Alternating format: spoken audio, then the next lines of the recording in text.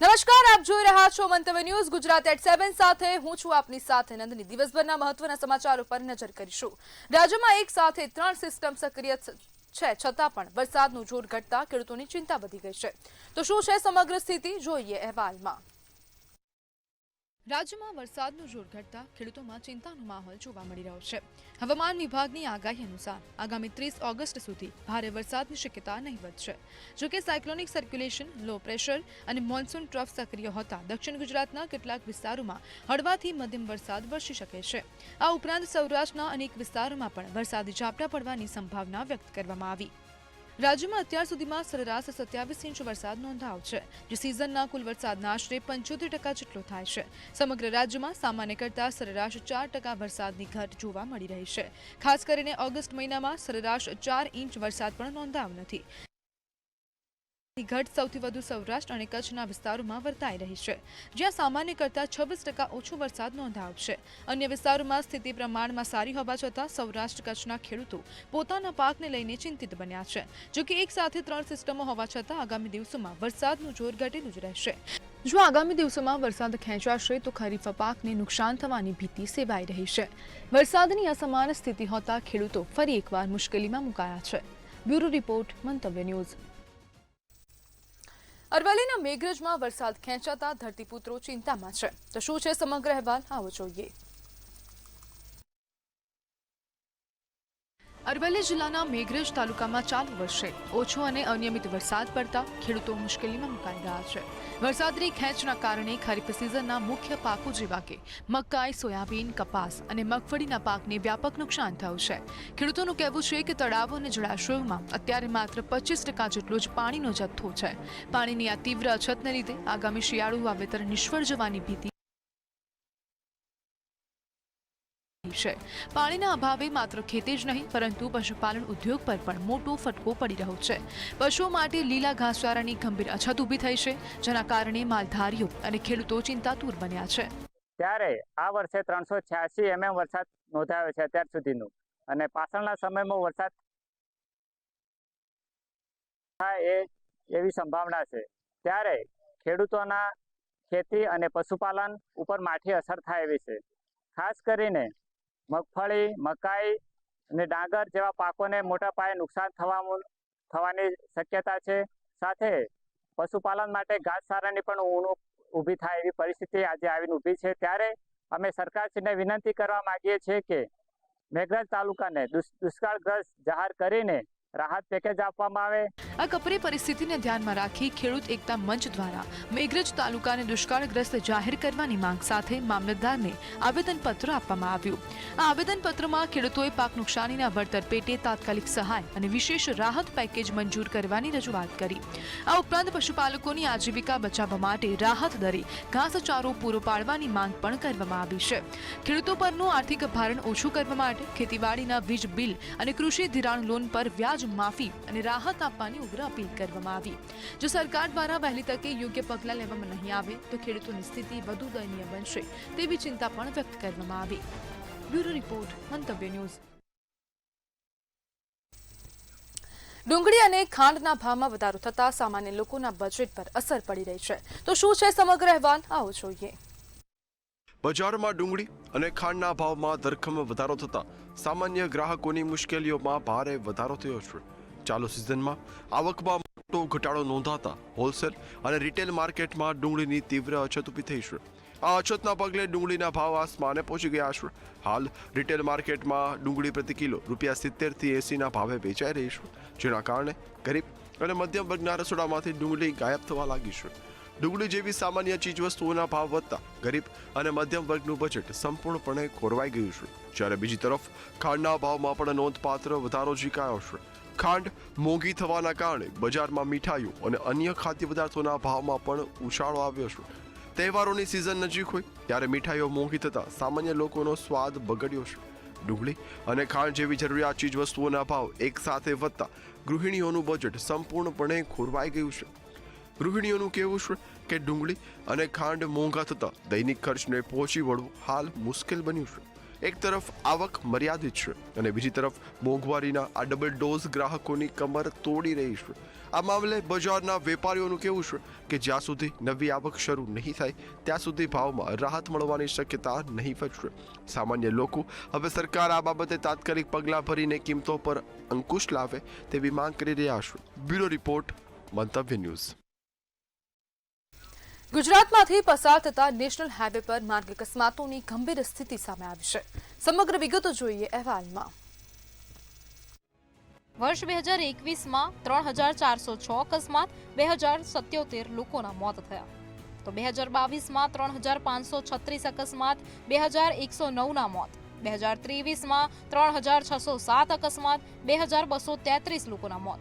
2024માં 3519 અકસ્માત, 2192ના મોત.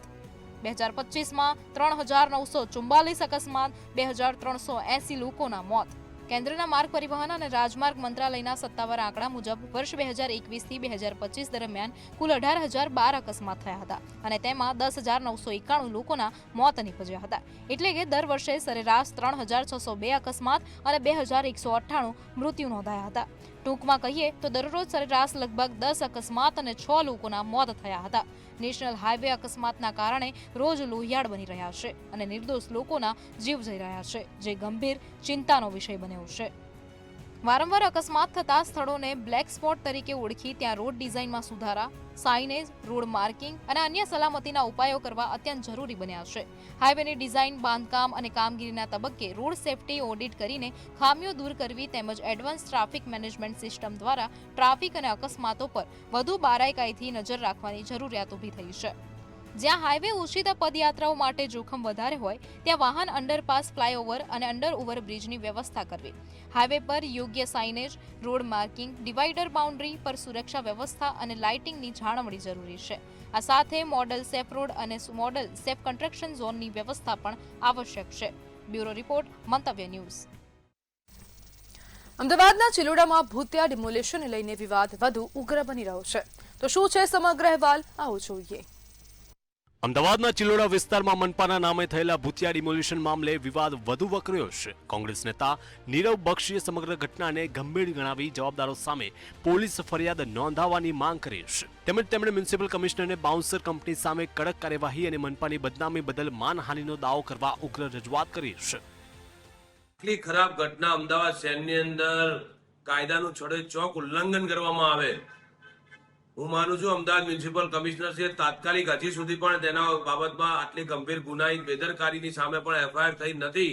તાત્કાલિક એફઆઈઆર કરવી જોઈએ. આ જે જવાબદાર લોકો છે તેમની સામે, કંપની સામે જેટલા પણ લોકો સંડોવાયેલા હોય તેમને સામે માનહાનિનો દાવો કરવો જોઈએ. તાત્કાલિક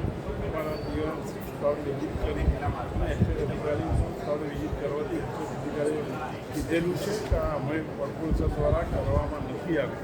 કોર્પોરેશનને ખ્યાલ આવતા કે એ માણસે કોર્પોરેશનનું નામ બોલે છે, એ નામના આધારે પોલીસ ફરિયાદ કરવામાં આવી અને પોલીસ ફરિયાદના આધારે કોઈ પણ એજન્સી હશે અને એજન્સી કોર્પોરેશનમાં કામ કરતી છે તેની સામે પણ કડક કાર્યવાહી કરવામાં આવશે. જ્યારે બીજી તરફ આ મામલે મેયર હિતેશ બારોટનું નિવેદન સામે આવ્યું છે. તેમણે કહ્યું કે મનપાના નામે ગેરકાયદેસર કાર્યવાહી કરનાર વ્યક્તિ કે સંસ્થા સામે કાર્યવાહી કરવામાં આવશે. તેમજ વધુમાં જણાવ્યું છે કે આ પ્રકારની ઘટનાથી અમદાવાદ મહાનગરપાલિકાની છબી ખરડવાનો મોટો પ્રયાસ થઈ રહ્યો છે. સમગ્ર મામલે આ ડિમોલિશન પાછળ કોણ જવાબદાર છે અને મનપાનો નામનો ઉપયોગ કેવી રીતે થયો તે અંગે પણ તપાસની માંગ ઉઠી રહી છે. મેહુલ દુધરેજિયા, મંતવ્ય ન્યૂઝ, અમદાવાદ. સાવલીના વાંકાનેર ગામમાં સરકારી ગ્રાન્ટના દુરુપયોગ થયા હોવાનો મામલો સામે આવ્યો. તો શું છે સમગ્ર અહેવાલ, આવો જોઈએ. વડોદરાના સાવલી તાલુકાના વાંકાનેર ગામમાં સરકારી ગ્રાન્ટના દુરુપયોગ અને ભ્રષ્ટાચારના ગંભીર આક્ષેપો સામે આવ્યા છે. સ્થાનિકોનું કહેવું છે કે પેવર બ્લોકની કામગીરી માટે રૂપિયા 2 લાખની સરકારી ગ્રાન્ટ ફાળવવામાં આવી હતી. ગત ડિસેમ્બરના આ અંગેનો ઠરાવ કરીને ગ્રાન્ટ મંજૂર થવા છતાં કામગીરી ન થયા હોવાના દાવાઓ કરવામાં આવ્યા છે. અંદાજે 2 લાખ રૂપિયાનો ખર્ચો બતાવી 12 પ્લોટ મંજૂર કરેલા, તેમ છતાં તે નાના પણ આવી ગયા હોય તેમ છતાં આજ દિન સુધી ત્યાં પાવર બ્લોક આવેલા નથી. અને સરપંચની આ ગેરરીતિ પ્રમાણે જો આવા કેટલા વિકાસના કામો થયા હશે જે સ્થળ પર નહીં થયા અને આવા કેટલા ડિલે કરેલા છે તેમાં ઊંડા તરીકે તપાસ કરવામાં આવે, ટીડીઓ સાહેબ દ્વારા રૂબરૂ સ્થળ તપાસ કરવામાં આવે તો તમામ સત્ય વિગતો બહાર આવે તેમ છે. પેવર બ્લોકની કામગીરી ન થતા ચોમાસામાં રસ્તાઓની હાલત અત્યંત બિસ્માર બનતા સ્થાનિકો અને વાહન ચાલકોને ભારે હાલાકીનો સામનો કરવો પડી રહ્યો છે. અનેક રજૂઆતો કરવા છતાં કામગીરી ન થતા લોકોમાં ભારે રોષ જોવા મળી રહ્યો છે. જ્યારે બીજી તરફ આ મામલે સરપંચે સંતોષકારક જવાબ આપવાને બદલે ઉડાઉ જવાબ આપ્યા હોવાનો આક્ષેપ થયો છે. રોષે ભરાયેલા સ્થાનિકોએ ગ્રાન્ટ અને પેવર બ્લોક કામગીરી ઉચ્ચ સ્તરીય તપાસ કરવાની માંગ ઉઠી છે. બ્યુરો રિપોર્ટ, મંતવ્ય ન્યૂઝ. સુરતમાં ફૂડ પોઈઝનિંગની ઘટના બાદ હવે વડોદરામાં પણ ફૂડ સેફ્ટી વિભાગ એલર્ટ મોડમાં છે. જોઈએ સમગ્ર વિગત અહેવાલમાં. વડોદરામાં છેલ્લા એક સપ્તાહથી ફૂડ સેફ્ટી વિભાગની 4 ટીમો દ્વારા શહેરના વિવિધ વિસ્તારોમાં તપાસ હાથ ધરવામાં આવી રહી છે. તપાસ દરમિયાન કેટલાક કિચનમાં ગંદકી તેમજ વાસી અને અખાદ્ય સામગ્રી મળી આવતા કાર્યવાહી કરવામાં આવી. ફતેગંજની બોમ્બે રસોઈ બાદ જમજમ કેટરર્સમાંથી પણ કલરયુક્ત બિરયાની મળી આવી હતી. ખાદ્ય પદાર્થોમાં પ્રતિબંધિત કલરના ઉપયોગને લઈને વિભાગે કડક વલણ અપનાવ્યું છે. અગાઉ એનાલોગ પનીર સામેની કાર્યવાહીમાં 14 ફૂડ યુનિટમાંથી 362 કિલો શંકાસ્પદ જથ્થો જપ્ત કરવામાં આવ્યો. સાથે જ 471 કિલો અખાદ્ય સામગ્રીનો સ્થળ પર જ નાશ કરવામાં આવ્યો હતો. ખાસ કરીને અત્યારે રક્ષાબંધનનો તહેવાર છે, તેમાં મ્યુનિસિપલ કમિશનર મુજબ તમામ જગ્યાએ સેમ્પલિંગની તેમજ અખાદ્ય નાશ કરવાની તેમજ સ્વચ્છતાની બાબતની તમામ કાર્યવાહી હાલમાં સમગ્ર દેશની જેમ ગુજરાતમાં પણ અને વડોદરામાં પણ ચાલુ છે. હોટેલ રેસ્ટોરન્ટની ગુણવત્તા પ્રકાશની નિયમિત થાય છે. હા જી, જ્યાં નથી થતા ત્યાં આપણે દુકાનો બંધ પણ કરાવી છે અને કાયદેસરની કાર્યવાહી માટે શિડ્યુલ ફોરની નોટિસ પણ આપવામાં આવે છે. તમામ કાર્યવાહી કરવામાં અત્યારે ચાલુ જ છે. છેલ્લા શનિ રવિમાં રજાના દિવસ પણ આપણે સતત આ કાર્યવાહી ચાલુ રાખેલી હતી. આજરોજ ઉત્તર ઝોનમાં આવેલ ફતેગંજ વિસ્તાર જે સદર બજાર છે તેમાં આપણે બોમ્બે રસોયા નામની બિરયાનીનું યુનિટ છે, જ્યાં તેઓ બિરયાની બની અને સેલ કરે છે. અને ત્યાં આકસ્મિક ઇન્સ્પેક્શન કરતાં તેઓને ત્યાં અનહાઇજેનિક કન્ડિશન જોવા મળેલ છે અને જે બિરયાની બનાવેલ છે તેમાં સિન્થેટિક ફૂડ કલરની હાજરી જોવા મળેલ છે, જે પ્રીપેડ ફૂડમાં વેલિડ નથી. તે આધારે તે તમામ જે ફૂડ કલરવાળી બિરયાની હતી આશરે 160 કિલો જેવી આપણે સ્થળ પર જ નાશ કરાવેલ છે અને હાલના ધોરણે તાત્કાલિક દુકાન બંધ કરવાની કાર્યવાહી પણ કરવામાં આવેલ છે. આરોગ્ય વિભાગે સ્પષ્ટ કર્યું છે કે ખાદ્ય સુરક્ષાના નિયમોનું ઉલ્લંઘન કરનારની સામે માત્ર નોટિસ જ નહીં પરંતુ જરૂર પડીએ લાયસન્સ રદ કરવા સુધીની કડક કાર્યવાહી કરવામાં આવશે. એટલે બહારનું ખાવાનું ખાતા પહેલા હવે સ્વચ્છતા અને ગુણવત્તા અંગે સાવધાન રહેવું જરૂરી બન્યું છે. બ્યુરો રિપોર્ટ, મંતવ્ય ન્યૂઝ. અમદાવાદમાં ચોમાસા સાથે રોગચાળાએ ચિંતા વધારી દીધી છે. ચાલુ માસમાં ડેન્ગ્યુના 147 અને ટાઇફોઇડના 153 કેસ નોંધાયા. ઝાડા ઉલટીના કેસથી પણ તંત્ર ચિંતિત બન્યું છે. ત્યારે આવો જોઈએ ચોંકાવનારો અહેવાલ. ડેન્ગ્યુના 147 કેસ, સાદા મેલેરિયાના 76 કેસ, ઝેરી મેલેરિયાના 14 કેસ, ઝાડા ઉલટીના 273 કેસ, કમળાના 52 કેસ, ટાઇફોઇડના 153 કેસ. ચોમાસામાં અમદાવાદમાં રોગચાળાએ ચિંતા વધારી છે. ચાલુ માસમાં ડેન્ગ્યુના 147 કેસ નોંધાયા છે.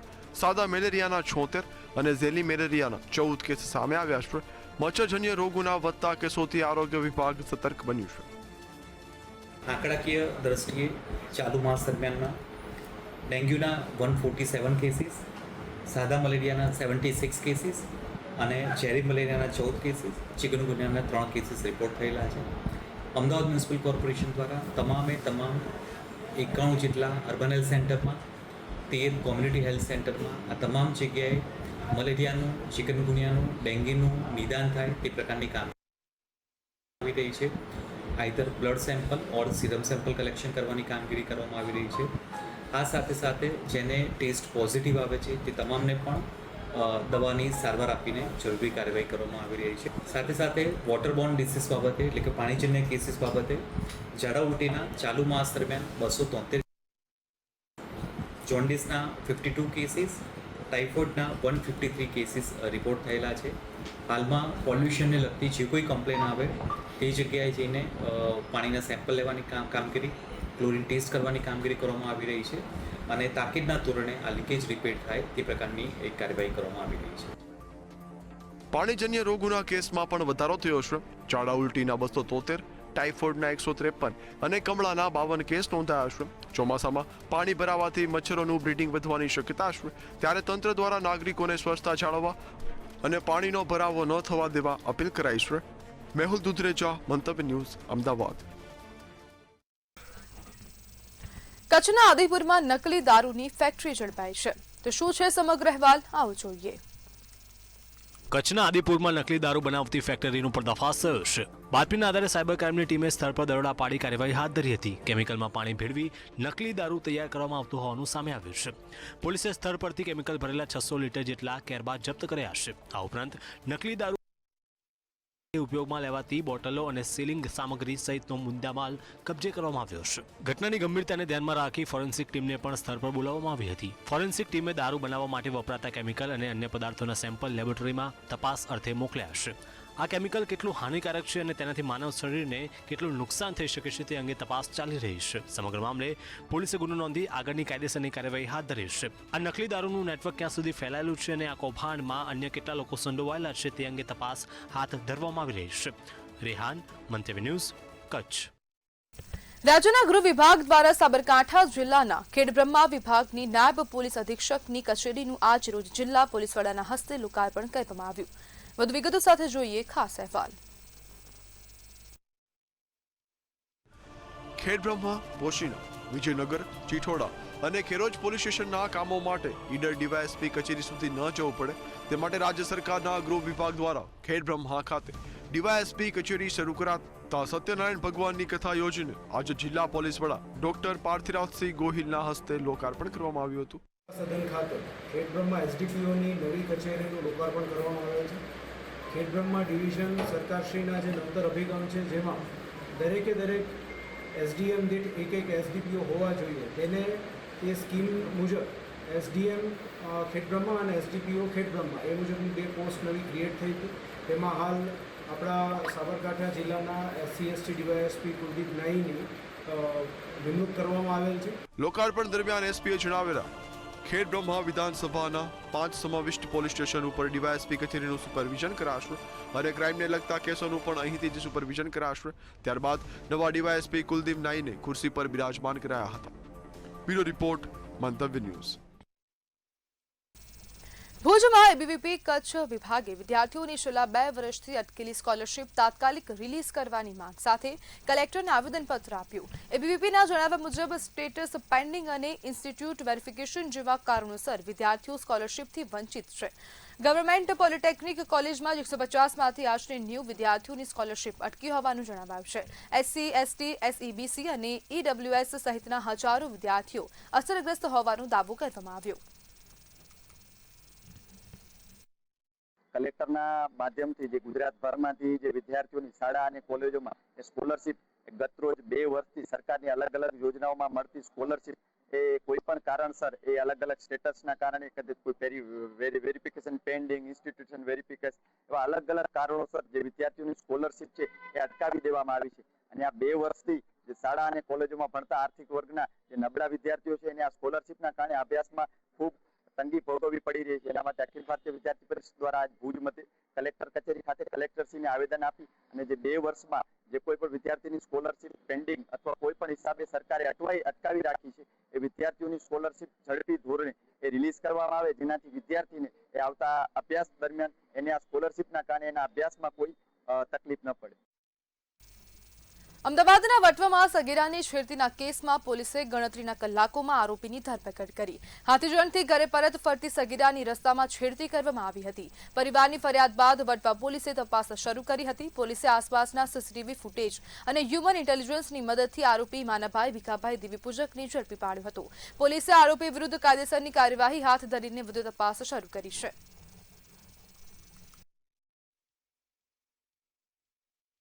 આ કામના જે ભોગ બન્યા છે સગીરા, તેઓ પોતાના મિત્રને હાથીજણ મળવા ગયા હતા અને હાથીજણથી પોતાની જે જ્યુપિટર ગાડી છે એ લઈને પોતાના ઘરે આવી રહેલા હતા.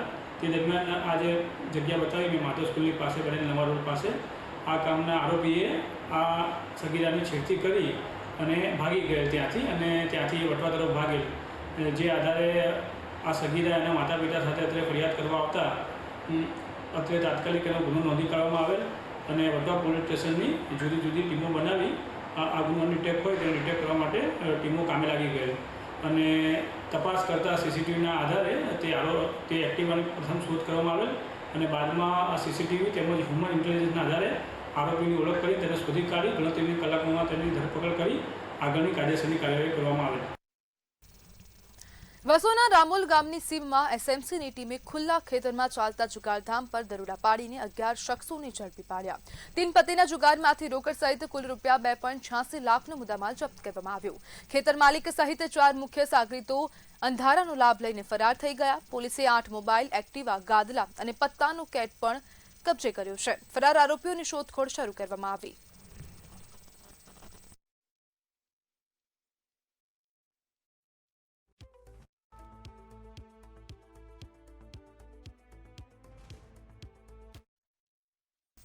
સમાચારમાં આગળ વાત કરીએ તો રાજકોટ ખાતેથી સમાચાર સામે આવી રહ્યા છે। દારૂબંધી વચ્ચે 600 લીટર દેશી દારૂ ઝડપાયો છે।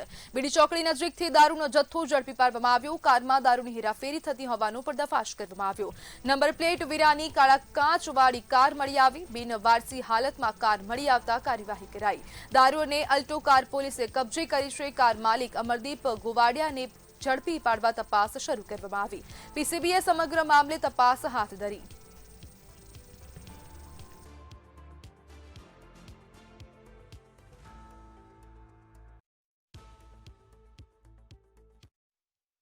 તો ગુજરાત એટ 7 માં હાલ બસ આટલું જ। વધુ માહિતી માટે જોતા રહો મંતવ્ય ન્યૂઝ। નમસ્કાર।